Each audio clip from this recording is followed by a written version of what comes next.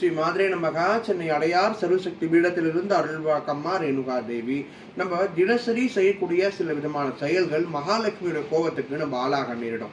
அப்படி மகாலட்சுமியோட கோபத்துக்கு நம்ம ஆளாயிட்டோம் அப்படின்னா நம்ம வீட்டில் செல்வ செழிப்பு என்பது இருக்காது, பணம் தங்காது, திடீர்னு கடன் சுமைக்கு ஆளாயிடுவோம், நிதி நிலைமையில ரொம்பவும் நம்ம மோசடியாக்கப்படுவோம். அப்படி எந்தெந்த சில விஷயங்கள் மகாலட்சுமியோட கோபத்துக்கு நம்மளை ஆளாக்க செய்யும் அப்படின்னு பார்த்தீங்கன்னா, சூரிய அஸ்தமனத்துக்கு அப்புறம் வீட்டை பெருக்கிறது, துடைக்கிறது, கழுவுறது, இந்த மாதிரி சில வேலைகள் கண்டிப்பா மகாலட்சுமிக்கு பிடிக்காது. அந்தி சாய்ந்தவுடன் விளக்கு வைக்கும் நேரத்தில் தூங்குறது அப்படின்றது மகாலட்சுமிக்கு பிடிக்காத ஒரு விஷயம். மூதேவி வருகையை அது குறிக்கும்.